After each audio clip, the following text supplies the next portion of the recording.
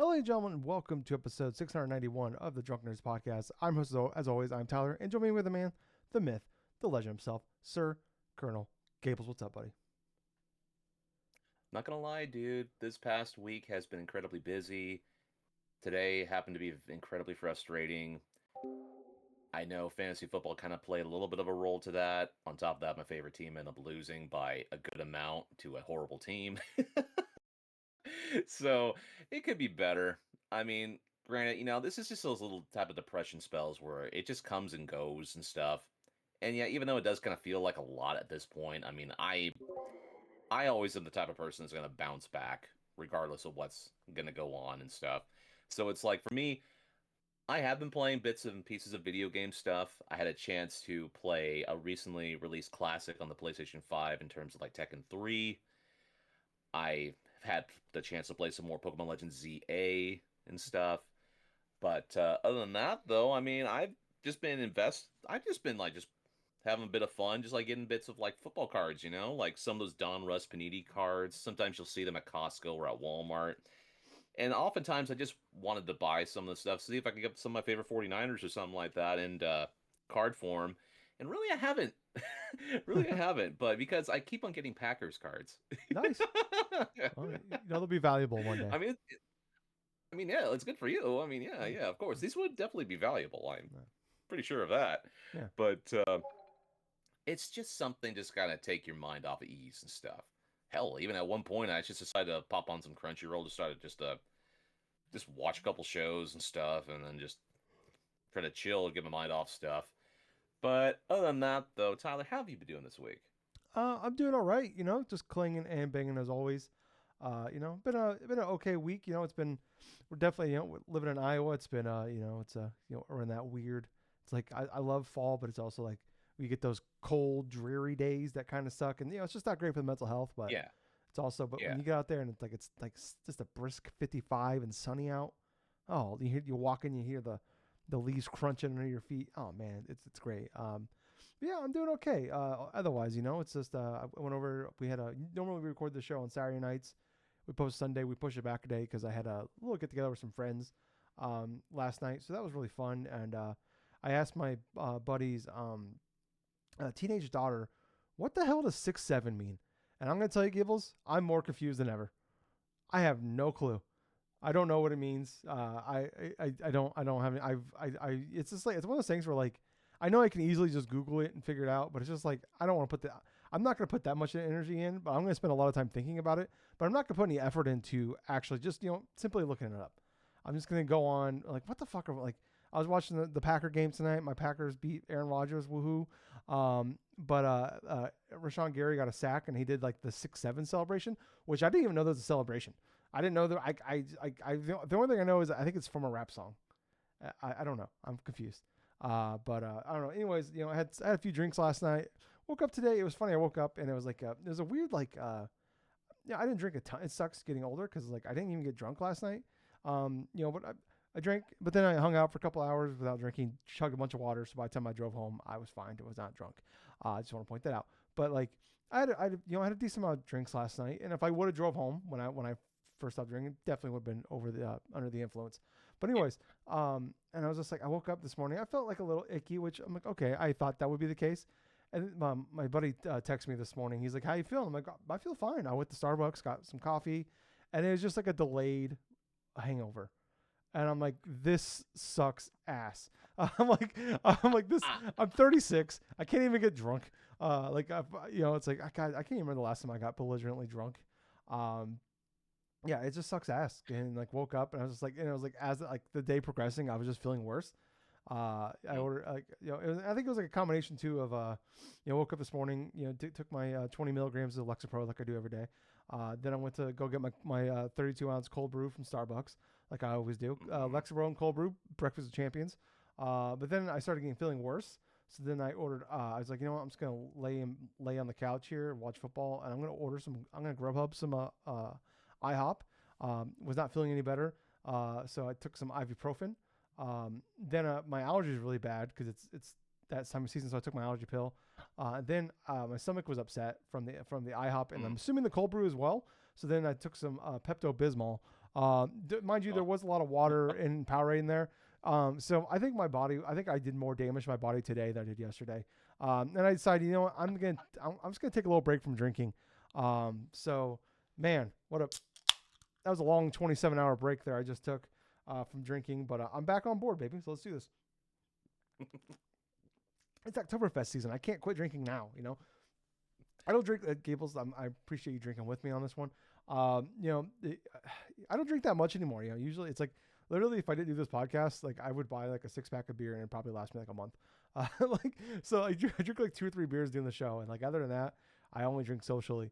So yeah. And also, Yeah, I get you, dude. I mean, I know you're pretty much the drinker out of the both of us and stuff like that. Me, I just don't really. I just really just drink my coffee, drink my friggin' like fraps sometimes. I drink my friggin' like peppermint schnapps. some the occasional sodas and stuff like that. But I've been drinking a hell of a lot of these because it's the time of the year. Those freaking peppermint mocha stuff they get from Starbucks, and they're fucking great. They are absolutely great. Yeah. Oh, they're good. I like those. Yeah, I don't know. What was like? I was telling my friends last night when we were talking. You just getting complaining about just getting old. How are why is my neck hurt today? Shit like that. And it was funny. I was like, it's fucked up. Is the other night the new season of Nobody Wants Us on Netflix dropped. Love that show. It's nice. It's like a little rom-com TV show. It's really good. I enjoy it. And I ended up accidentally watching 5 episodes in a row. They're only like 25 minutes. So it's not like crazy long. Basically the equivalent of like watching a movie. But it's just so quick. 2.5 hours, it's really good. But anyways, I accidentally ate a whole thing of ice cream during, not like a gallon thing, but like the Blue Bunny thing. I ate the whole thing in one sitting. Oh yeah. God! I get the soft serve cookie and creams. I prefer that one. But anyways, I ate that and then like went to bed a couple hours after. I woke up the next day and I was complaining, like I felt like I was hungover. I felt like garbage the next day, dude. And and I wonder why. Those Blue Bunny ice creams, they're loaded with fucking preservatives. I mean, for God's sake, those things, I kid you not, I left a carton of that stuff out like for about a couple hours and stuff. The damn thing didn't melt. It's stuck together. Oh, that's good. I mean, you could still good eat then. Mine didn't melt either, but it's because I ate it quickly enough. Yeah. No, I mean, ice cream is my kryptonite for sure. I legitimately think if like they banned ice cream tomorrow, I would drop like 40 pounds over the course of like 3 months just from the ice cream no longer being around. Especially just getting rid of Dairy Queen would do massive amounts of damage to me. I get maybe not it would hurt mentally. It makes it feel good. Also, as I get older, I feel like I'm lactose intolerant. But you got to eat through the pain. I don't have a lot of joys in this world. So ice cream, my cold brew from Starbucks, my dog, video games. It's about my favorite, like reliable things. So, anyways, getting old. Long story short, sucks. Anyways, this is the DrunkNerds podcast where I promise we talk about video games and everything we love and hate about them. We've been doing this for over 12 years now. God. But anyways, we're doing this over 12 years now. We're just 2 guys. I'm Tyler. That's Gables. We've been doing this. We just do this for fun. We don't really, we don't get a lot out of this. We get some game codes for like indie games every now and again. And we just, we do it for the love of the game. So if you guys want to support us anyway, best way to do it, we're on every podcast service. Like, follow, subscribe, 5 stars, leave the comments, leave the reviews, whatever you can do to help us out with. Best thing, by the way, there are links down below for everything in the show notes. The best thing you can do though is go to YouTube, subscribe to us on there. We're over the 500 subscriber thing. So, we are able to get like, membership. So for just $1 a month, you can sign up for our YouTube membership. Just help us out. We don't have anything to give you for it, but it's just a way of saying thank you. We appreciate what you're doing. So it would help us out to get there. We've got a couple subscribers right now. But what sucks is you have to have $100 before you can take anything out. So it'd be great if right now there's like $10 in there. It'd be great if we can get that money out. Gables and I can Gables can go buy some more peppermint schnapps, and I can go buy some more Starbucks. So and then maybe some ibuprofen. I don't know, because we're getting old and our bodies hurt. But anyways, Gables, let's move on here. We typically do news first, but something big that we're both really excited for. We usually we jump on that first. So obviously we talked about it a little bit last week. We only had a few days with it. But Pokemon Legends Z-A now, it's been out for a little over a week now. I'm curious. We were both fairly early on when it came out. I'm curious Uh-huh. where are you at in this game now, and how are you feeling about it? Okay, so in this game now, about 9.5 hours in, I've been doing a whole bunch of the side missions because I kind of want to get a good feel of how those are going to be pertaining to in terms of the mission structure, in terms of like the variety of that stuff. And it kind of is a little bit more like formulaic in some spots. I mean, there's like a couple that are kind of a little bit more intensive. Like you have to find a shiny Mareep inside of one of the side missions, and then Yeah, like inside of another one, you have to find like about I think it's like 5 different variations of Flabebe or yeah. something. That little I fairy found type Pokemon. I I think found four. yeah, that's the thing. I think I found like about three, maybe four of Yeah, them at the blue one's most. a bitch. I don't know where it is.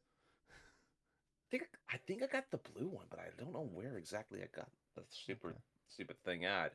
But what I'm noticing though is there are definitely plenty of side missions to where you get a bunch of the starter Pokemon, especially for like the especially for the Kalos region, Froakie, Fennekin, Chespin, and Yeah, stuff. I really like that for for like little bits of like variety stuff because not only do I have like those starters now, but I started off with Totodile. I have I got a freaking Charmander and stuff, and so yeah, I have a fully now my party just consists of like a fully grown Feraligatr. I got my Charmeleon that's not too far along with it. I got a Haunter. I got like freaking Ampharos now and stuff. And I just basically just want to make an entire like this team of like kind of Pokemon that I'm familiar with, but at the same time just kind of want to see how flexible that they are in terms of like a team unit and stuff.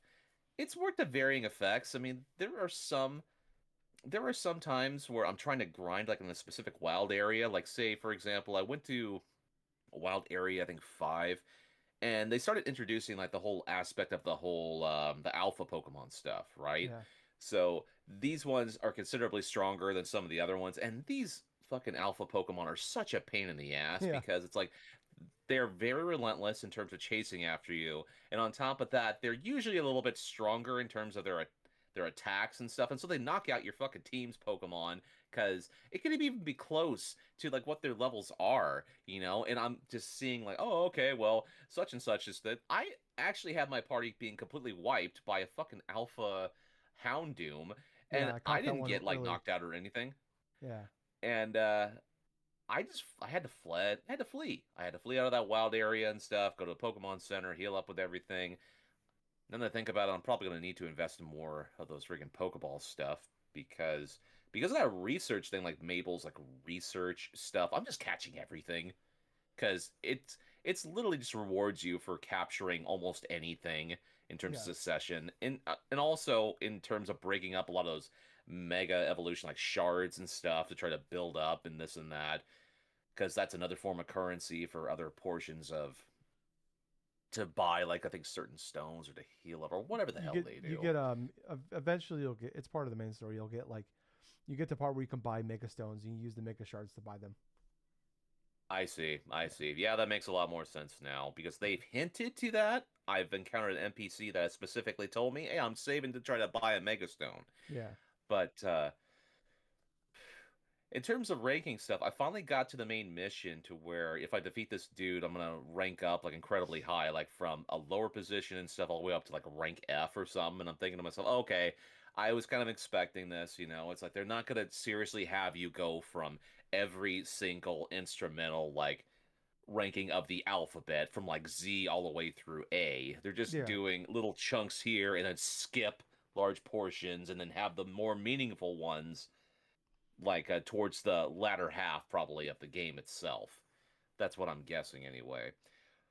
But yeah, it's been kind of an interesting experience because I pretty much after you told me about I could just take my time with the day and night cycle and just try to explore little bits of stuff. That's exactly what I've been doing. I Mm. did so much of the main mission stuff early on that my current mission is I got to face that one dude and stuff to get to rank F.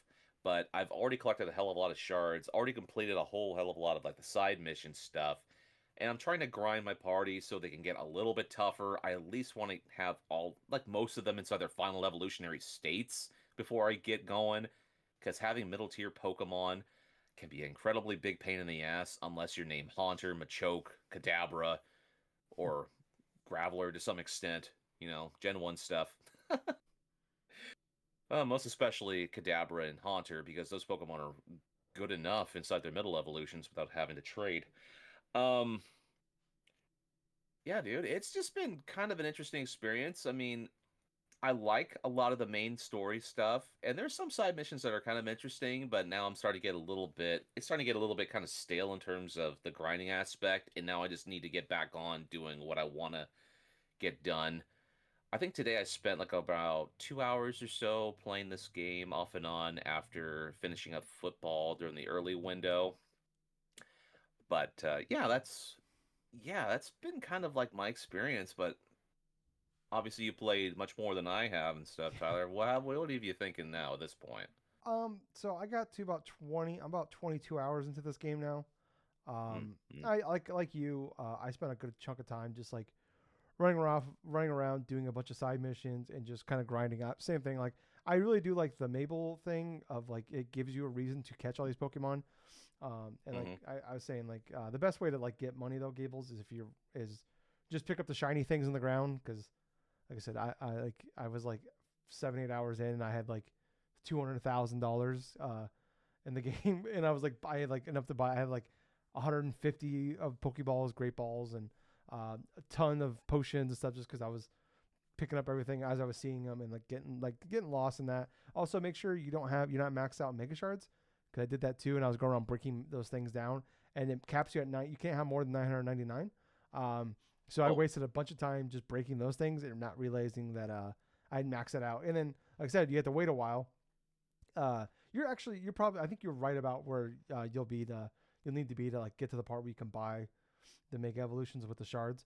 But Okay. I wasted a good chunk of like not like an hour, but probably like 10 15 minutes like just wandering around the world and like just breaking them as I was like not like I was like actively like all right, I'm gonna go break mega shards, but like there was a good chunk of time though in the game where I hadn't got to that point yet that I just stopped doing that because I was like, well, I don't need to do this anymore. It's just wasting time. But anyways, I'm not gonna lie, Gables. I put it down. You put it down? Yeah, it like I it sucks because like I don't know, it's weird because like that first 8 9 hours I was like let's talk about last week. I was loving it. I'm like I'm having a ton of fun with this. I just think I don't the part of my concern was just being in the town, the one town, Luminous. I'm like, all right, I'm like how like I have problems with like there's obviously problems with like Scarlet and Violet and stuff like that, but I'm like at least like there's different like biomes I'm going to, and like obviously the game like there's a lot of technical issues with that game, but like at least it was like you're breaking up like what you're doing here. There's caves to go into that you can climb up things. Like this just like everything is the same, and like you unlock new wild zones as you go as well. But they're just like it's just more of the same. Like this one just might have a pond. This one's in a cemetery. This one, but it's just like this one's full of water type, but they're in the water. I'm like, okay, it's just like you just kind of it's just like this, but it's the same thing over and over again. And it was like, I'm like, all right, I'm getting kind of burned out, and I'm way over leveled. I'm like, I'm just gonna go start focusing on the main story. And like, I actually like in like a 3 or 4 hour session, I did like 9 or 10 story missions, and I'm like, this is like. I am like I hate this. Like I got to like and like what were you all right now where you jump from like W to F or whatever it is. I'm like that like bummed me out because I'm like this is the part of the thing I was liking was going through and doing like going through and like trying to get to rank A. And part of that too is like, well, I mean, some of it now too is you get later they kind of stretch it out a lot more, which fucking sucks. I got to rank C, but like, man, it's just like it's just. I'm not gonna spoil anything for you, Gables, but I was like, I'm like, I spent all that like I said, it took me a few hours to like do like 10 story missions, and I'm like, these are like, it's just recycle same thing over and over. Like they are like not breaking up the formula, and then like what they like kind of make some of the stuff last a little bit longer to kind of spread it out a little bit. And I'm like, this sucks. I get to the point where I was just like, I just started tapping A on the dialogue. I'm like, I hate these characters. I do not care about any of these characters in Team MZ. I don't care about like they like try to make you care more about the characters you're fighting that are like the to get to like in the promotion matches. Like they try to build out a storyline with them, and I'm like, I have like I don't know who these people were until 10 minutes ago. Like, and now all of a sudden, like, Yep. I have to do this whole long story arc with them. It felt like an anime where it's just like, all right, I'm about to go fight the gym leader, but we got to do this 6 episode filler arc here. It's like that's what it felt like. I'm like, after a few, I'm like, this sucks. Like, I don't like doing this. And I was like, so I actually, and like it's a Pokemon story. I'm not too worried about like spoilers or anything. But I'm like, how many missions are there? And I looked it up, and like I was looking at like I wasn't like looking at what you're doing in them, but like just based off the titles, I'm like, oh my god, like I'm like, no, I'm not doing this. Like I'm not having fun. There are other games that are out that I'm looking at that I want to be playing, and I'm like, I don't want to do this anymore. Like so, I was just like, I haven't uninstalled it. I'm just, it's one of those things. I'm gonna walk away for a while, but this is like the way I look at it. I'm like, I have other games I want to be playing. And like but like also part of it too, and part of it obviously is my problem. I'm super over leveled, so nothing is really much of a challenge. Like every now and again, I'll like run into like an alpha that like, well, yeah, will kind of fuck your world up a little bit. But like all my Pokemon are like high 50s, low 60s, and I'm just kind of like running, like, yeah, like there might be like, okay, there's obviously like the type matchups you might get kind of fucked up with, or like I don't know the Pokemon, like obviously like like now there's like the bird, like a bird type, a flying type, but he can also like learn flamethrower. I'm like, what the fuck? Like that might fuck, like, oh, I got the advantage here, and I was like, all of a sudden, like, what the like, I got my grass type, or like, oh, I'll be fine. I'm like, there's no advantage here, or whatever. And next thing I know, like I got my fucking grass type out, and he's getting fucked up by flame wheel from this goddamn pigeon. I'm like, what the fuck is happening? But like so like there's that happens to me every now and again, but like for the most part, like, yeah, it's just like I'm running through people, but I mean, like I said, part of that is obviously I grinded a lot.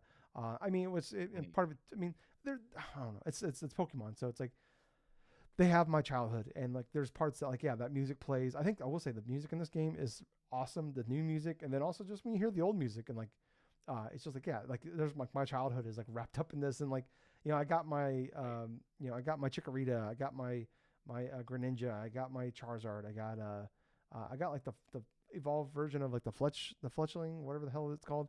Talonflame. Yeah, that one. Yeah, and then I got I did actually for the first time I think ever. I evolved my Pikachu to a Raichu. I have the alpha once, so he's a big fucker. It's really funny how like it's insane how big he is. And then I did find it's cool as I found a Lucario. He's like, but like the baby version, he was like a level 8. Yeah, Riolu. Yeah, so yeah. What's crazy, so like I was talking about like last week, like they just give out those like rare candy pieces like crazy, and I hadn't used any of them, and I got he went from level 8 to like 50 something.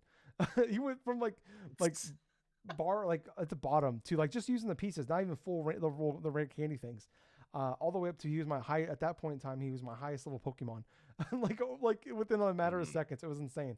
So I got my Lucario. So I got like my dream team of like outside of like I wish I would have Pidgeotto instead, but like that's like the one Pokemon I don't have, like from that I absolutely, it's like Cubone and Pidgeotto was like the two I would like to have on my team. But anyways, yeah, I don't know, like it's like if you would ask me even 15 hours in, I would still say like I was having a good enough time.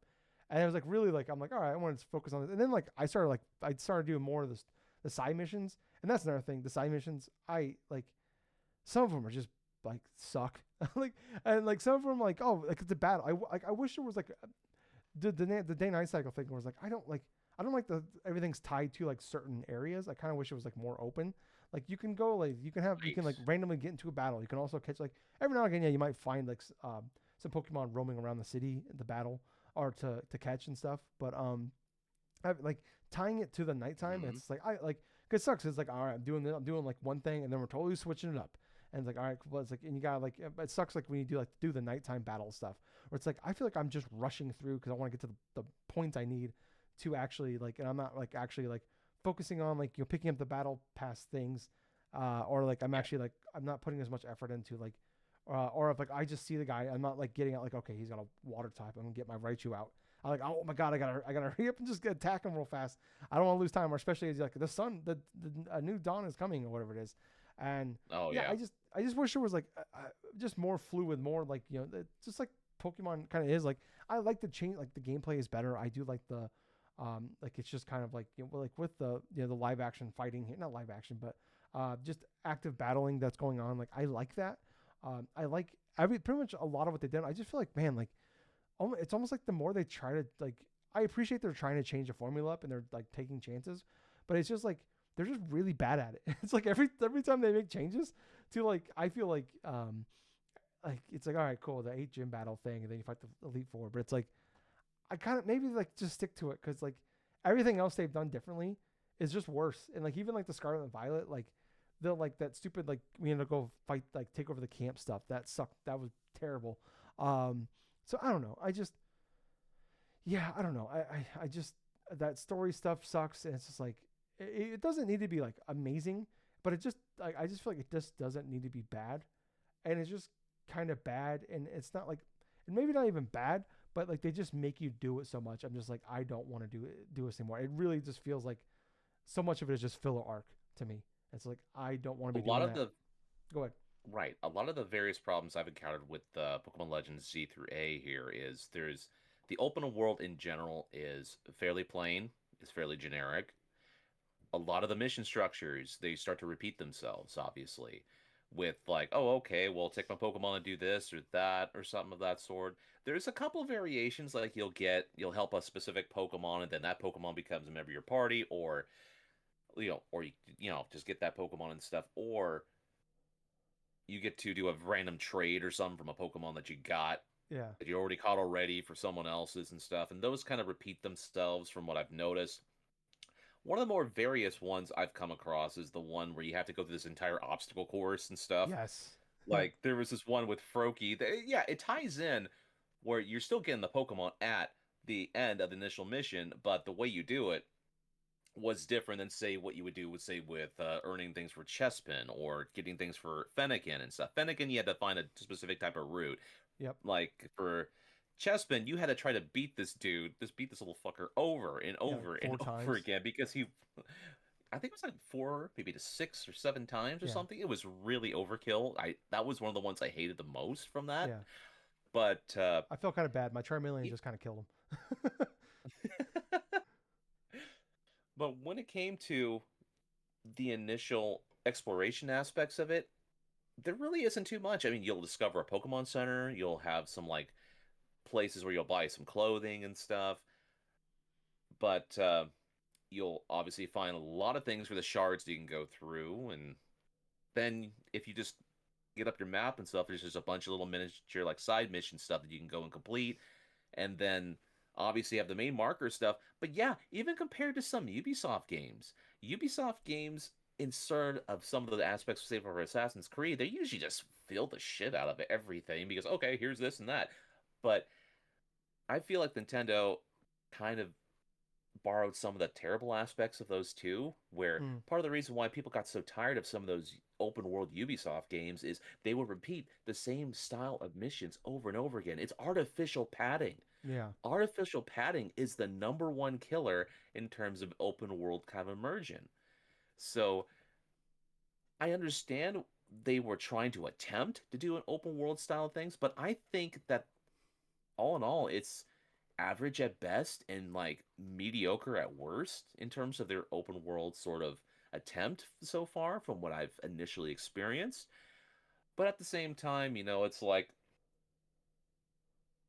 the only interesting aspects I've come across so far from it is okay, maybe some of the main mission stuff.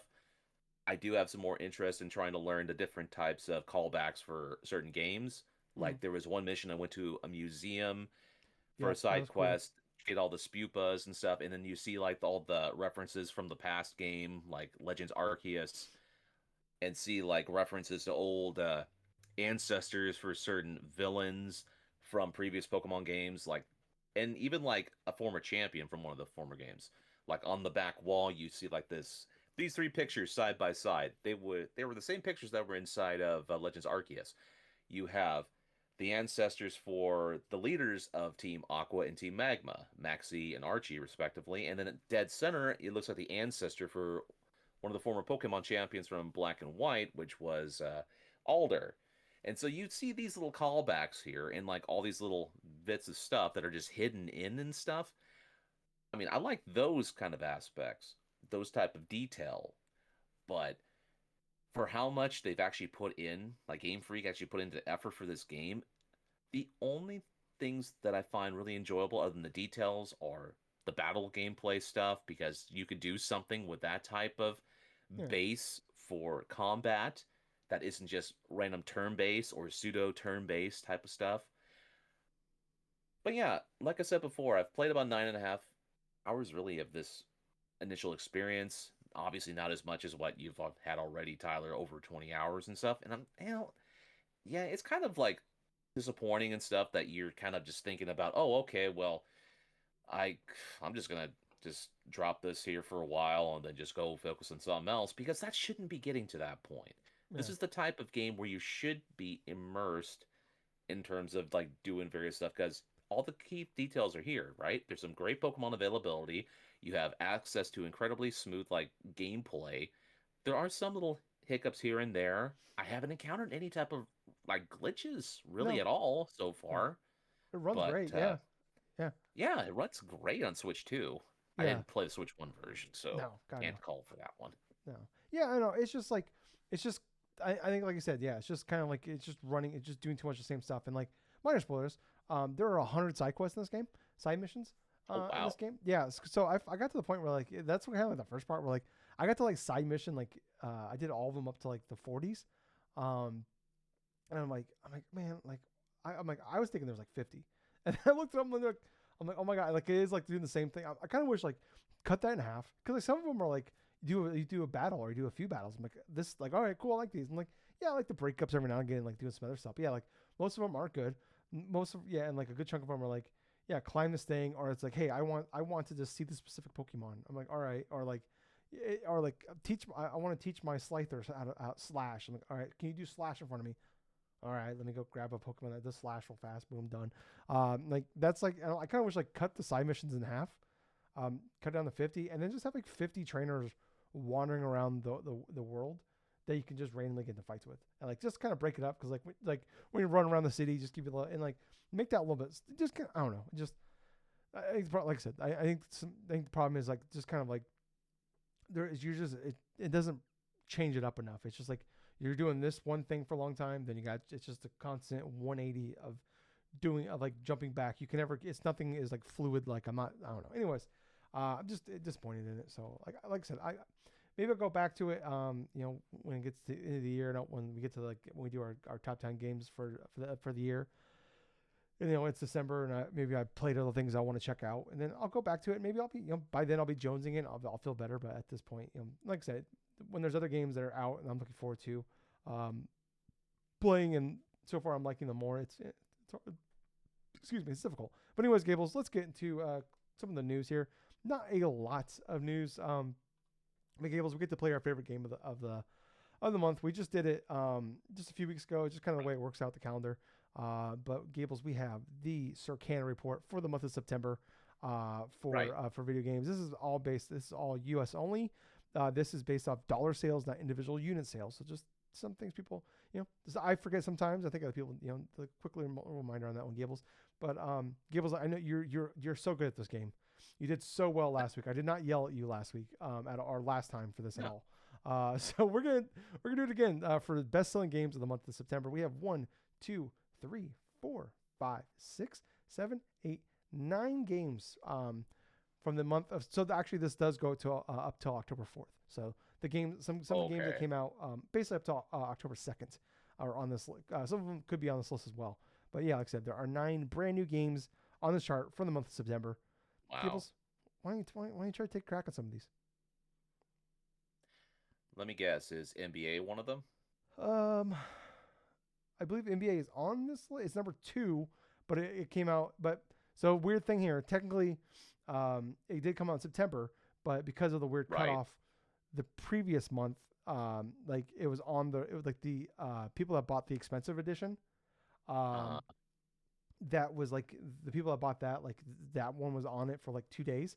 So technically, that's not one of the new ones, but I will. All right, so we'll say there's 10 new ones. So that was number one, even though it only was on the thing for like 2 or 3 days. It was oh actually my the number one gosh. selling game in the month of August. It was number two selling game in the month of September. Okay, I know one here. Silent Hill F. Number seven. Okay, so that's number 7. Mhm. Is Silk Song on here? No. Nope. No. Kind of figured. Sometimes Sonic those indie Cross World. games they don't usually we don't really see those on the sales chart here. Okay, so Sonic Cross World Racing, is that on there? Number 8. Number 7 and number 8. Oh, Yeah. hey. You got number 2, 7, and 8. So God damn it. trying I'm to... thinking Borderlands 4, but I think that was October. Nope, that actually was September, and that was the number one selling game. Really? The That best, was the number one selling game. the best September. launch for a Borderlands game ever. By 30%. Jesus Christ, you people are sycophants. People seem to like it. It's reviewing really well, and I mean, like, I don't know. I mean, there's just like a huge. I mean, it's one of those things where like Borderlands is like one of those things that just kind of goes beyond game, like the hardcore gamers. And there's just like I go on like whenever I go on my PlayStation, I always just see like 3 or 4 people playing Borderlands. So Yeah, they're addicted to it, obviously. I mean, that's not a bad thing, no, I though. mean, People seems have like what they I mean want to people play. that people seem to be enjoying it. So Okay, so I've actually guessed 3 games here out of the initial. Well, technically 4, but yeah. There are 2 other sports games on this list that are brand new. okay, so 2 other sports games that are brand new. Mhm. Is one of them a soccer game? Yes, FC 26. Okay, good. Yeah, that was number FC 3. 26. Yeah, Okay, and so there's another sports game on here. That's yeah, interesting. made by the same company. As EA. Okay. NHL? Yep, that was number 12. Oh, Jesus criminy. Yeah, that's crazy. We had 4 sports games launch in September. It's like all of I them know, come out right? within like a month of each other. Like Madden comes out mid-August, and like yeah, it's Uh, crazy. Like all the sports games come out like right all next to each other. then I think like the NCAA football thing came out like in July, I want to Yeah, it comes say. out in July. Like yeah, it's like a month before Madden. Oh my God. Well, how many games are there left here? So you got 1, 2, 3, 4, 5 of 5, 6 of the brand new ones. I will say another one of these you actually purchased. Actually, no, you purchased 2 of these. I think just last Oh week you my bought them. God. Just last week I purchased 2 of them. That's pretty funny. Mm-hmm. You bought them on your Switch. Yeah, so Final Fantasy. Number 9. It, yeah, Final Fantasy Tactics stuff. Mm-hmm. Okay, so that was one. And then the other one was Super Mario Galaxy, wasn't No, it? number 14. And I think you might have bought this other one. I can't remember if you bought it or not. It is based Well, off there's of. 10. Go ahead. What's up? Go ahead. It was based off of what? Based off an anime. It was based off an anime. Yeah. Oh, From oh boy. from the 90s. A big competitor of Pokemon. Digimon? Yes. Digimon Story Time Stranger, number 13. I've heard great things about that game, and I'm really fascinated to Yeah. get a chance to play that. I thought I couldn't Time remember. Did you Stranger. buy it? I thought maybe you did. No, Oh, no, okay. no, I no. thought you did. What I initially bought though was that TMNT like Splintered Fates though on the Switch Okay. as well. Okay.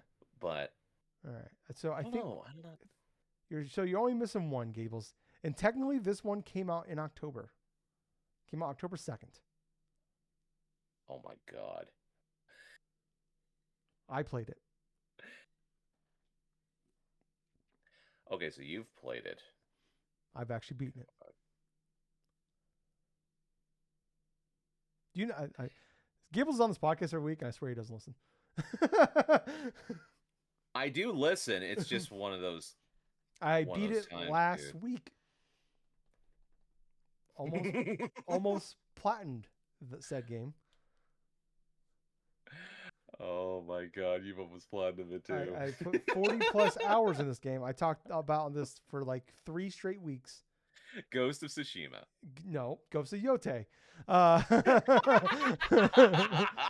so actually, Gables, I'm really happy for you. You did really well this week. You got all 10 of the new ones. I didn't yell at you this time. That's good. So yeah, we got that was number 4. So that's pretty crazy. That it was only on here for 3 days. Already the fourth best-selling game was the fourth best-selling game of September. So yeah, we're gonna so like I said, there was I guess technically 10 new games on this list. We're gonna run through the top 20 here real fast. Gables, number 20, Red Dead Okay, Redemption 2. Number 19, the kickoff nice. bundle. That's the Madden college football bundle. We have number 18, a big drop off here, but I think with a little context makes sense. Donkey Kong Bonanza dropped from 8 to 18. I imagine that's the case because obviously there's a lot of Switch 2s out there, and I'm curious that Nintendo only gives out physical sales for Circana. Um, Yes. so that probably plays a factor. I imagine it's like one of those things where the majority of people that probably bought it digitally, and obviously a much smaller audience there. Number 17, no surprise here, GTA 5. Number 16, Forza Horizon 5. Still having that nice boost from coming the PS5. Number 15, Minecraft, as always. Number 14, Mario Galaxy 1 and 2. Number 13, Digimon Story, Time Stranger. Number 12, NHL 26. Number 11, College Football 26. Number 10, Metal Gear Solid Delta Snake Eater. Number 9, Final Fantasy Tactics. Number 8, Sonic Racing Cross Worlds. Number 7, Silent Hill F. Number 6, Helldivers 2. Number 5, Madden NFL 26. Number 4, Ghost of Yote. Number 3, EA Sports FC 26. Number 2, NBA 2K 26. Number 1, Borderlands 4. God damn, that's a list. Yeah, it's always kind of fun. Like, man, like people kept talking about like this fall. I mean, it doesn't maybe feel like it so much, but like this fall was pretty packed actually. Like September and October, Yeah. where there's a lot of stuff. And that doesn't include digital or indie stuff. Like it's been a pretty No, solid couple absolutely months not. of gaming. I like even like being unemployed right now. I'm struggling to keep up with some of the shit that's coming out right now. It's like I mean I'm not playing games from sun up to sundown, but like yeah, I'm obviously playing a lot more than I usually do. But yeah, I don't know, a fun little list. I always like this time of year. I always find some fun in like the months where there's like nothing that comes out, and the months where there's a bunch of new stuff comes out. But I don't know, Gables, anything on this one surprise you? Um, Honestly, what has really surprised me is like how well a Digimon game is doing inside of the Circana stuff. I Yeah, mean, traditionally you don't really see a lot of these type of games chart. I mean, there's been like some rare occasional stuff where some of these Digimon games have done relatively well, like Cyber Sleuth, I think was one of the last ones that did kind of commercially well. The sequel I didn't hear a lot of after it was initial released, but there's something about Time Stranger that people are experiencing and really enjoying after playing something like, say, Pokemon Legends Z through A, because Time Stranger is kind of almost similar to that of like Z through A in some core aspects, but some it's just something that I've been kind of curious about because I've heard a lot of hearing like I've just been like watching bits of videos and stuff that people like certain portions of this game and this and that.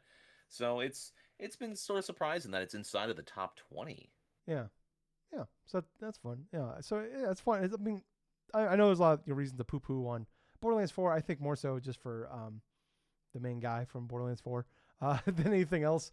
But like I mean, that game, like I said, that game kind of transcends, video games like the hardcore market, and it definitely has gone into the mainstream. It's one of those like 360 era like IPs that just kind of blew up, and it's still pretty relevant to this day. And they do put out like even Right. like Borderlands 3 like wasn't as popular or wasn't didn't seem like the fan base was excited for it. Once it came out, but I mean they had that Tiny Tina spinoff that did really well for them.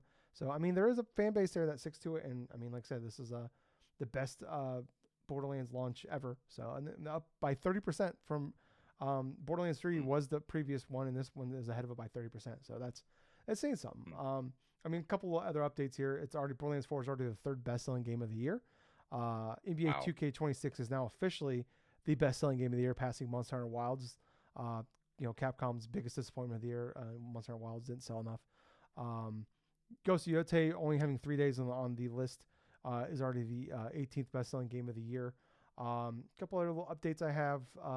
Helldivers 2 in the month of August, the month it launched, was the third best-selling game on Xbox. Helldivers 2 after in September was the fourth best-selling game on Xbox. So that was kind of interesting. Also, the PS5 has outsold the PS3 in sales overall.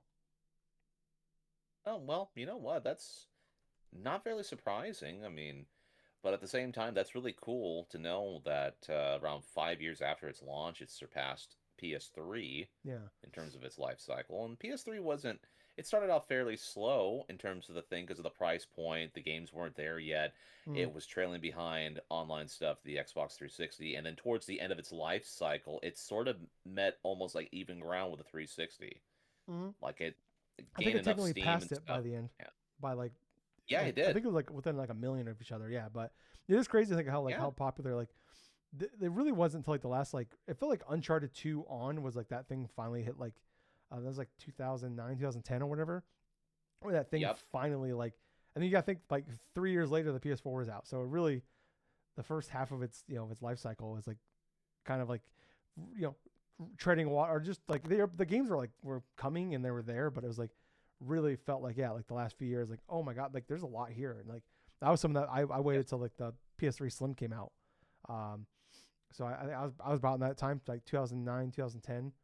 I got Oh like my God. I bought Uncharted 1 2 and Metal Gear Solid 4 with my PS3.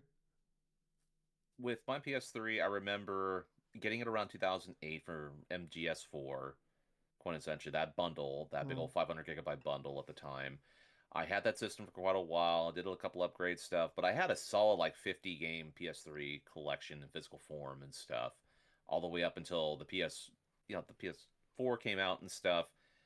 I ended up actually going through and trading in a bunch of my games because I knew I already had a bunch of them set on PS4 already, or that they were Yeah. going to get remakes. But it was to the point where that whole PSN outage stuff happened in 2011, and then after that initial stuff ended, it was like I just invested a whole lot in terms of like just the PS3 stuff from that 2011 all the way to its initial end of the life cycle. I drifted away from the 360 during that point because a lot of the first party stuff just discontinued. Obviously, went kind of declined after Halo Reach Yeah. for me. Obviously, Black Ops was still a great factor that many people loved playing, including myself. I loved the DLC, I loved the this and that, but the Xbox 360 started to decline as soon as those titles were initially ran their course. Yeah. And so for me, 2012 was the year where it's like I just completely fell off of wanting to play anything on the 360, stuck with PS3 until like around 2013, 2014 and stuff, and until I got my eventual PS4. Yeah. And yeah, it's just kind of crazy to think that for PS5 stuff, just for the PS5 console in general, it surpassed that that slow burn of a console, Yeah. the PS3. Yeah, it's just a weird time in history with that game, with that console. It's like it's just a weird way to look at it. The last thing I want to mention here is kind of cool. So Matt Piskel was kind of talking about this. Ghost of Yote, the sales after 1 week on the market are basically flat with Tsushima, which maybe on its head doesn't sound great, but kind of breaking it down, it's kind of like pretty crazy that it is compared. Look at that game came out in July 2020, where Uh, gaming sales and everything went skyrocketed. And obviously during that time, and in the especially in the summer 2020, that was like Animal Crossing hysteria. You couldn't find a console to save your life. So people were playing more games than ever. So the fact that it remains like the sales are flat compared to that, and then also the fact that one's a PS4 launch at the end of its like 3 months before the PS5 came out. He said there was also about 20% more PS4s than PS5s at that point as well, like there are now. So, when it boomed, it was a bigger market, and maybe the height of game sales. Ghost of Yotei after a week on the market is kind of flat with Ghost of Tsushima. So that's awesome to see that the game. It seems like there's a lot of buzz there. Like I said, only just for when he has here, it's only a few days in the market, but it's already 18th best selling game on of the year. So that's exciting. That's exciting because I'd like to see what as much as I'd be say, I would love to see. I hope this works out. Everything they're happy, and I don't know. I mean, I'd be excited to see what they do next. I don't know. It'd be kind of cool if they do something different. But I hope that gives PlayStation hope that like allows them to kind of do almost kind of like Naughty Dog and like kind of some of their bigger studios like Naughty Dog and Santa Monica, where they're kind of just kind of like it's like we're big enough we can just kind of do what we want scenario. And I hope they're kind of they're at that point and like they're trusted enough that they can do some different stuff. So, but anyways, Gables, Right. was there anything you want to say before we move on? In terms of anything else, though, I'm just saying that probably the next step for Sucker Punch after the initial like Ghost of Tsushima, Ghost of Yote, and stuff like that, just do their own individual project. I mean, that's probably the next logical step. If say, and just say, if things like surpass the initial sales points, where it just becomes like a profit, for Ghosts of like Yote and stuff of that sort, that would be the natural sort of that would be like the natural sort of next step and stuff with that type of stuff. Yeah. But yeah, it's going to be interesting to see what Sucker Punch is going to do next after this initial stuff. Yeah, I'd be hopefully. I like their series surgeon in Infamous because I only played Second Son and I definitely feel like I missed the peak of that franchise. Yeah, you did. It wasn't a long peak, but I missed it. But anyways, moving on to the last story. We're gonna move on. We're gonna get to some. I mean, it's been a rough week as usual. It feels like every week's a rough week for Microsoft and well, not Microsoft. They're just getting richer and richer. But for Xbox side of things, but we do have some good news. There's that whole like the 30% thing. I don't feel like there's much to say that we haven't already said for the last 2 years about Microsoft and or about Xbox and the way Microsoft's been handling them. But we do have some good news here, Gables. Maybe so I would say good news. Halo Campaign Evolved was officially announced. There were some rumors and mumblings that there was gonna be something announced on Friday with this, and I thought it was gonna be like the free to play Halo game would get announced. It's been rumored that's supposed to be coming sometime I think next year. But obviously this was been like I don't know if this has been like rumored, but I've heard enough people talking about it. I'm like, okay, next year's the 25th. I've talked about it a bunch on the show just because of that reason. Like, all right, next year's the 25th anniversary of Xbox. I think it's November 15th will be the 25th anniversary next year for I Xbox. think so, yeah. And that would be the 25th anniversary of Halo. So it makes sense. And also, I think I feel like this should be an easy. This should just be a layup to build excitement for Halo again. And so we're getting a full blown Unreal 5 engine remake of the campaign.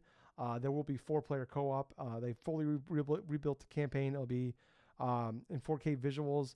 All the stuff is back. They said there'll be some new story content. It sounds like it's more so like so. I was a little. I'm like okay. So, but really, what it sounds like there's some new dialogue in the game, like some more voiceovers. Kind of like there'll be more like explaining backstory type stuff than anything else. So it doesn't sound like they're adding new levels or anything like that. But it's like more like I don't know. I don't. I haven't played Halo since like 2003, 2004 or whatever. Like I played it late in the OG Xbox life cycle. So I don't. I'm not one that gives a shit about the Halo storyline. I enjoy the games, but I don't really give a shit about the story. I care about the story in Halo about as much as I care about the story in porn. So, but anyways, it will be coming to PS5 day one, and they did say that all Halo games will be going to PlayStation day one from now on. And it's coming in 2026, and like I said, I assume November of 2026. Gables, we have they had like there's like a 13-minute demo out there. Some talking points about it. But what was your thoughts and reactions to seeing this?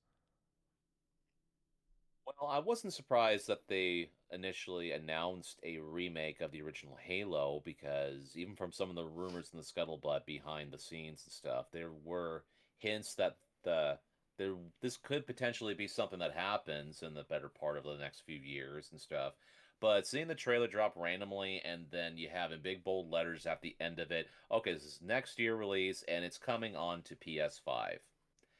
My initial thoughts after seeing the initial trailer, what they have done so far and this and that, yeah, it looks nice in terms of like upgrading some bits of the visuals. There's still some aspects of the original game's like look and stuff that's present there, but in terms of having Halo Combat Evolved and stuff on multiple platforms now, I mean, that's pretty significant because it's like this is really like the final big exclusive and stuff for Microsoft really to put, you know, just to have go multi-platform stuff. Yeah. It's like you had Forza, Gears, and Halo. Those were the key franchises for Microsoft for their Xbox systems, and all three of them, the span of the last 2 years, have drifted on to other platforms like the PS5, and quite honestly, were close to number one sellers on the PS5. Yeah. Forza Even Horizon Hi-Fi 5. Rush. Yeah. Forza Horizon 5 is a one of the best selling games of the year on PlayStation, which is just nuts. So the grand scheme of things, it's absolutely a win for any gamers, like almost every gamer and stuff, if you get a chance to play an excellent game on your system of choice, your platform of choice. Doesn't matter if it's Xbox, like PlayStation, like Nintendo stuff. That's actually the only system I didn't see though. That was not on there, like the Switch 2. Yeah. But from the overall look and the overall type of things, I mean, it looks fine.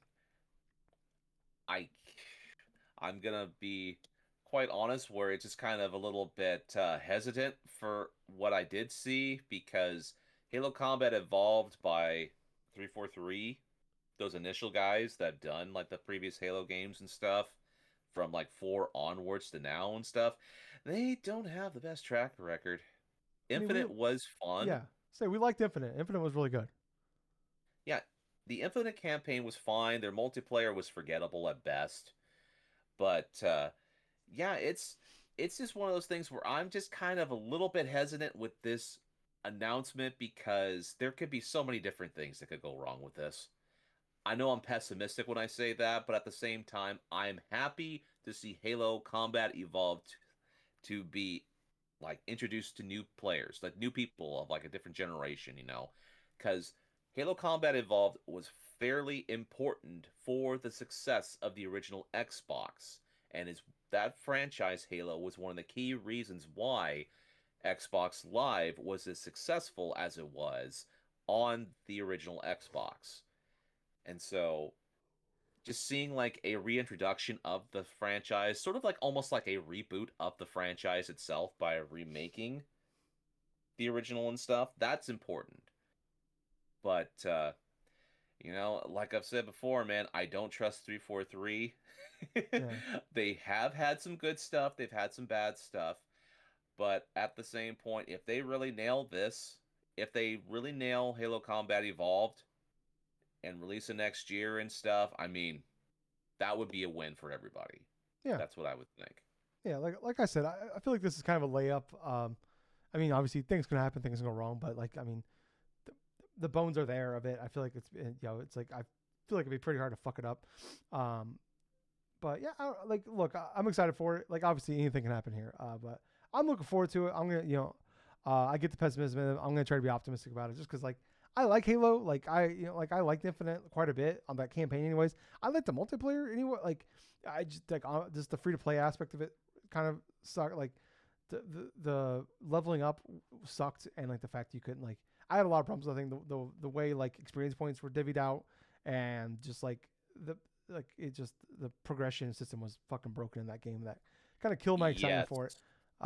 So I don't know. Like I would be totally down to. I'm just excited to play like Halo again, and like I do have a lot of like fan. Even though like I said I don't care that much. Like I'm not like I was never the biggest gigantic fan of the Halo games back in the day. Like I played them with my friends. It's funny. I always talk about I played more Halo 2 than any of them. And it's the one campaign I never even touched, and I beat all the other campaigns.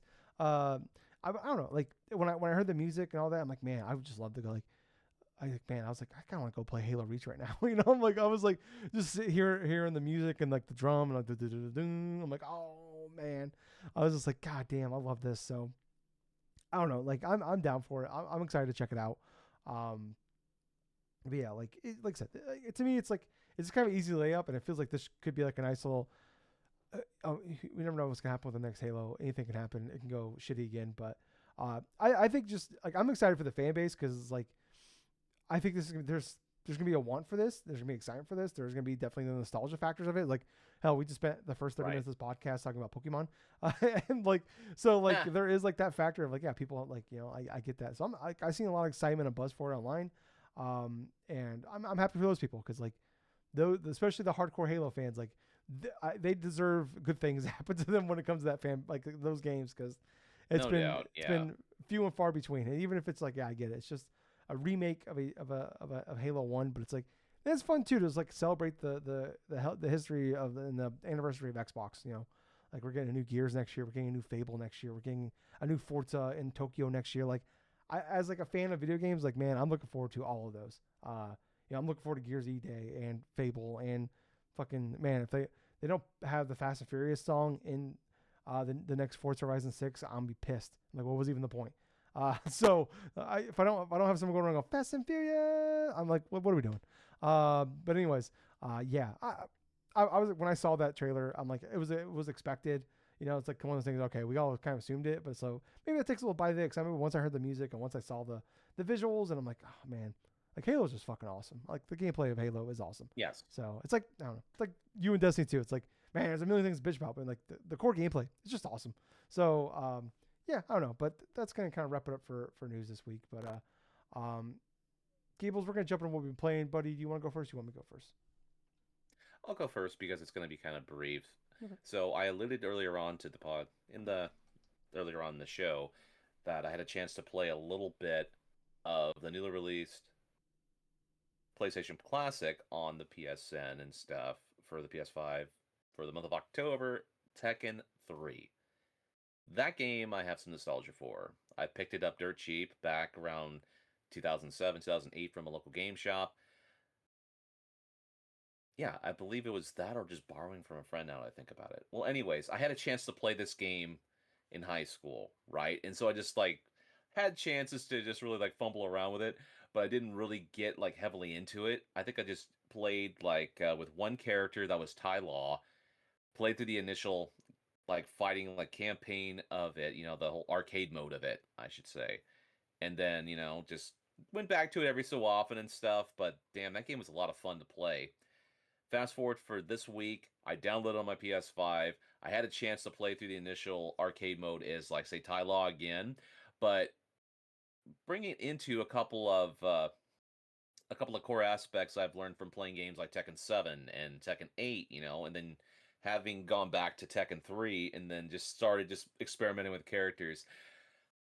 The one of the most fun I've had this week was I took the character King and I was trying to learn a lot of his little combo sets and stuff, like some of his little combo variations, and discovering all sorts of various wrestling moves that he do. Like if you press the together the square and the cross button and stuff, you can do like a heavy drop kick on people, or if you like went around like a grab someone like a different way, you could do like a swinging tornado DDT.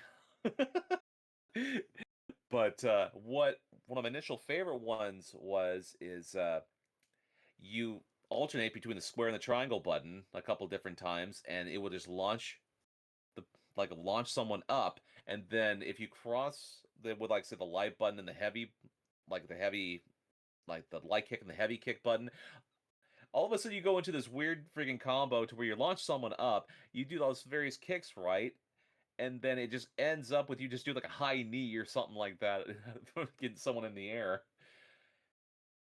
And it's just that type of repetition, that type of stuff just makes it fun when you're playing a fighting game, just discovering the type of combos your fighter that you're trying out has.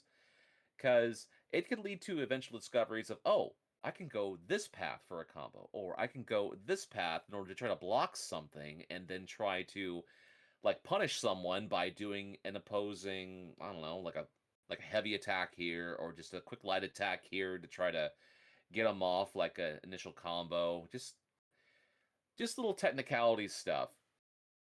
But yeah, other than going through the arcade mode with Ty Law and just screwing around with King and his combo sets and stuff, that's pretty much what I did inside of Tekken 3. But other than that, though, man, it's like I haven't really done anything else gaming besides Pokemon Legends Z-A. But Okay. what else have you been playing this week, Tyler? I've been playing a couple games. I beat one game. One game that I was not even on my radar. I played through in like I think it was like two sittings. I did it in one day, but over like two sittings. I beat Keeper. This is Okay. so this is like it's on Game Pass. It's Double Fine's new game. It just came out a couple weeks ago, and Oh, okay. so it's like the game. Like I kept people keep saying like comparing it to Banjo Kazooie, and I was like, all right, like that's not a thing for me. And Gables, calm down. But I'll explain. Let me explain. Anyways, um, so I was just listening to like one of my gaming podcasts, Min Max, and they were talking about it, and I was just kind of like, all right, I'm like, yada, kind of yada yada. I'm like, all right, whatever. It's not really a thing I like. And then the more like he was talking about, like, it was like Ben Hansen, and he's like, yeah, it took me about 4 hours to beat. I'm like, what? Okay, I can listen to that. So I'm like, all right, 4 hours. And I'm like, all right, I did like a little bit what he was saying here. So I said, I'm like, all right, I'll check it out. It's on Game Pass. I'll check it out for sure. And I'm like, I am one that like Double Fine is a studio that I love and adore but even though like it's a studio that I don't like, I never played a game of theirs I've actually like really liked. Like I played a little bit of Psychonauts 1 and 2. I've dabbled in some of their, adventure games, stuff like that, but it's like a studio that like I watched a good chunk of their documentary about making Psychonauts 2 on YouTube. It's phenomenal.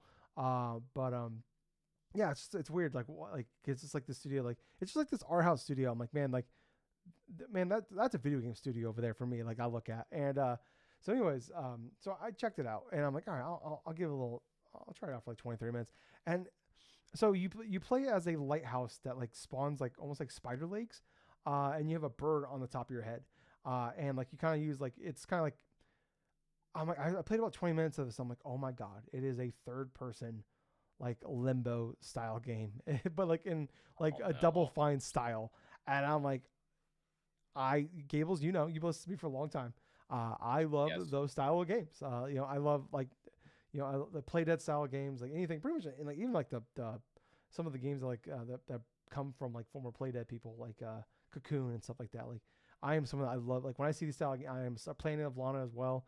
Like those are my style of games, and this is just kind of like I said, it's a third person, version of this one. 3D, I should say 3D version of this one.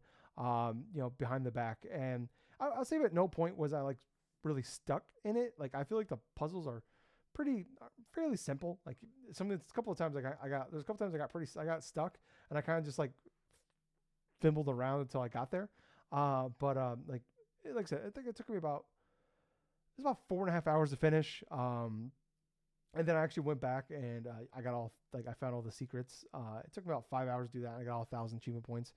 There's only like I think like 12 secrets in the game, and the chapter selects are pretty simple. But anyways, I just, man, I immediately just became enamored by this game. And I could not put it down. I did not want to put it down. Like I had to stop to go do something and like do some running, and then I came back and I think I did like the first like hour and a half, 2 hours, and then I came back a few hours later and I played the rest of it. And I was just like, I'm like I just it's I don't know if it's not my game of the year, but I will say this is maybe my favorite gaming experience of the year. Of just like I like, and like it's hard to talk about this game without spoilers, because like, but like, man, the last like hour of this game is just fucking cool as hell. Like they keep changing the formula. Like I don't, like I said, I'm not trying to spoil anything. It's hard to talk about because like some of the best parts of this game are like the second half of this game. But it's like I don't want to ruin that surprise for people.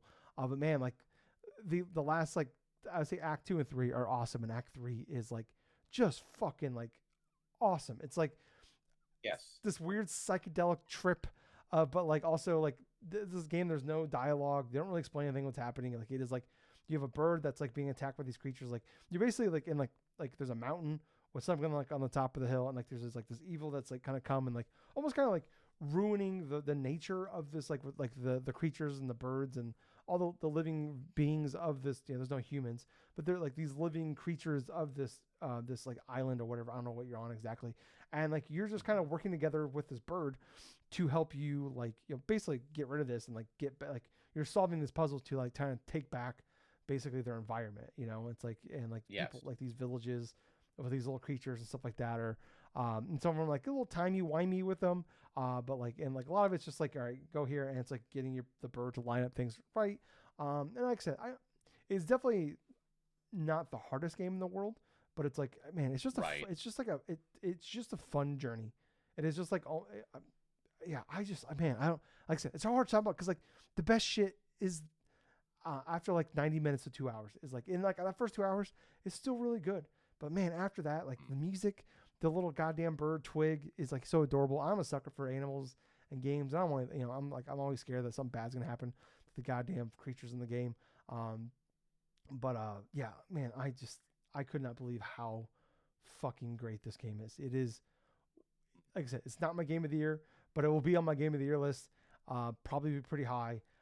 But like it is like one of my favorite experiences. And two, it's just like after playing I've beaten a lot of games in the last couple months with my free time I've been having. And it's just fun to have something different to kind of break up. Like it's just been like a lot of like bigger games. I went from like some of these like Chronos to Silent Hill F to Death Stranding 2 to then Ghosts of Yote, then to Pokemon. Now I'm on to another open world game. It's just fun to have something like nice and like I shouldn't say nice and breezy, but like that's a 4-hour game and it was a ton of fun. And I'm like, man, it told a really great story. So yeah, I don't like I said, it's hard to talk. Like I said, I feel like I'm spinning my wheels here. And in some cases, you're spinning your wheels in this game. But yeah, this game it is phenomenal, and like I think it's 100% worth checking out if you are a fan of those style of games. Like you want if you're kind of looking for your fix for like that Limbo game this year style game, this is the game for you. And then the other game I've been playing, I've only played a little bit of it. I think I'm about 6 hours into it. I spent the extra like $30. It's on Game Pass, but you can pay the $30 to get like the premium bundle, and you get to the game like I think 5 days early. I've been playing Outer Worlds 2. Yeah, so it just came out. I think it was like Thursday afternoon. Yeah, like I said, about 6 hours. So like Obsidian's a studio I love as well. Like going all the way back to like South Park: Stick of Truth was my game of the year in 2014. I've checked out a ton of, pretty much I think I've played every single one of the games they've made. Except for Pentiment actually. Since then, but like they've made like the grounded games. They made Avowed earlier this year. Outer Worlds 1 is a game I didn't check out at the time, but I finally went back and I played it a couple of years ago on Game Pass, and I love this game. And like this come from a guy that like they make Bethesda style games. Like they always like made like I would say like obviously they made like KOTOR 1 as well. No, not KOTOR 2. Sorry. But anyways, this is like they always kind of like they make AA. They play New Vegas is what I was thinking of. They made New Vegas, Fallout New Vegas. This is a studio that always kind of like people I think look at them. They make the AA versions of like the Bethesda games. And like I'm someone that doesn't like I love Fallout 3 and New Vegas back in the day, but like I never really cared for Skyrim or Oblivion or even like Fallout 4. I didn't really care for that much. But like I loved Outer Worlds. I played Avowed they put out earlier this year, which I thought was awesome. I love that game. I damn near 100% of that game. They put out Grounded 2 just a couple months ago as well, and now they put out Outer Worlds 2. It's incredible what they're doing, and like they're putting out a lot of shit. And I've been saying for years now, I feel like Obsidian is like of all the studios they bought is maybe the most important studio. It's what Insomniac is to PlayStation. I think the studio is to Xbox. So like they just put out stuff so frequently, and it's good quality stuff as well. But anyways, I'm about 6 hours into it, and no surprise here. I think this game is really good. Like it is definitely like if you are someone that wants like it definitely feels like it's like their like Outer Worlds was like they wanted to make another Fallout game, and then Bethesda got mad at them because people liked New Vegas too much. That there's been like always kind of a rift between the two studios, so they made Outer Worlds out of it, and like to me personally, like they've like with Avowed and Outer Worlds 1 and 2, like to me they've kind of surpassed the Bethesda on that end. But yeah, I'm just having a good time with it, and like the writing is so good. Like they are so fucking funny. I keep laughing at this game. It is so idiotic. Like and there's like the flaw system where there's like a benefit like come up like hey like your character will like he has a fucking astigmatism, but if you stare at the sun long enough he's like his accuracy like he has a lot better accuracy. So then you stare at the sun, you look down, and there's like a weird like like glow on everything in the screen, but you're a lot more accurate. Or like you'll move faster when you crouch, but you have bad knees, so every time you stand up, your knees pop. It'll alert the enemies around you. Like they just do this like dumb shit, and like they just like I keep laughing at this game. Just the overall writing, like it's one that like I love like playing this type of games. I'll usually have a podcast going and just going off and doing side quests, just roaming around the world. And it's one of those things where I don't want to miss the dialogue, so I'm not even listening to podcasts when I'm playing this game. Because like just the random dialogue that happens while you're playing is so fucking funny and so stupid and absurd. Like this is a game like it's just they're just like we're just gonna do dumb shit. We're just gonna throw like it just feels like they just like sat in a room and they just threw out dumb ideas and like you always hear like the thing like there's no bad ideas and it really honestly when I play this game and I mean this as a compliment like it just feels like yeah there really was no dumb we'll find a way to make this thing work in this game and it's stupid but like it's funny as fuck. It was like there was like one side mission where like you can like find like it's one of the earlier missions like I recommend you actually like the first thing you do when you get to like the first like area is like one that you can like bump into this guy and like it leads you to like you getting like the double jump in the game and like you get these little boosters and like you get there like you go to the location where the guy that has the boosters at and they're like these people are stuck on like this platform up top and he thinks he can fly. So the guy just jumps off. He's like, I can fly. And he just falls and like falls to his death. And you're just walking and you hear like a giant thump. And then like he's like the fall didn't kill him. It's a sudden stop that did. And it's just like I don't know. It just got me. It was just so well written. And like the people that were there with him was like the idiot thought he can fly. I just explained to him no, you can just jump further. But like I said, there's just so many experiences like that. And like are like reading like hacking the computers and reading people's emails and stuff like that. It's just like the dumb shit that's happening in this game. Yeah, and like the combat is good. Like that was like the one complaint I had about like Outer Worlds. Like the first one was like, it was fine. Like the gameplay parts of the game was not the greatest, but like this is like I'm not saying it's not Bungie levels of like shooter or it's not anything like that. But like I think the gameplay is good, is really fun and really good, and it's so different. Like they just like there's so many different types of weapons and like like the flame weapons are like weapons that like will do like poison damage or corrosive damage stuff like that. There's enough in there. They kind of mix things up quite a bit and like the adding elements to like your skills and like giving you perks throughout and like as you do more things like they'll give you like one of the options they gave me was like my kleptomaniac where like my character if like my cursor goes over an item he'd automatically pick it up regardless though like so like but like whatever I steal I could sell for 20% more but the problem is like whatever like I'll just automatically grab whatever's around me so like, then you'll get you can get caught stealing more often so there's always like perks to the to the flaws but like there's obviously always the downside of it so like yeah but man I'm just like I said I'm only 6 hours into it but I'm having a ton of fun like I got to that first section and I just like I didn't do the stupid thing where I just break off and I start just doing dumb shit and then like I'm 30 hours in I haven't done the first story mission yet. I did do the first few missions and like I said I did do the smart thing I got the double jump that makes the game a lot makes going around the environments a lot easier but yeah I'm just having it's just like just a game like this is just fun like just wandering around and like just coming across like a battle and bumping into a random character and like these games are just like the story you make along the way so yeah I'm like I said I'm having a ton of fun with it but definitely be a game I'm gonna put a lot more time into probably over the next couple weeks until because I don't even think any big coming out until like the 6th when Hyrule Warriors comes out so and right I'm ready to be hurt again by Hyrule Warriors Gables so be prepared for that in 2 weeks when I bitch about Hyrule Warriors. But yeah, that's all I've been playing, and I think that's all for the show this week. So if you guys like the show, like what we're doing, please like, follow, subscribe. Like I said, we're two guys. We just do this for fun. So if you want to help us out, like, follow, subscribe, leave comments, click the thumbs up button, whatever you can do to help us out. We appreciate it. But I was your host. I was Tyler. And I have been Colonel Gables. So until next time, everyone, thank you for listening to another fun-filled episode of the Drunk-Nerds podcast. Hey, Gables. Yeah. Too sweet. Too sweet, man. Bye, guys. See ya.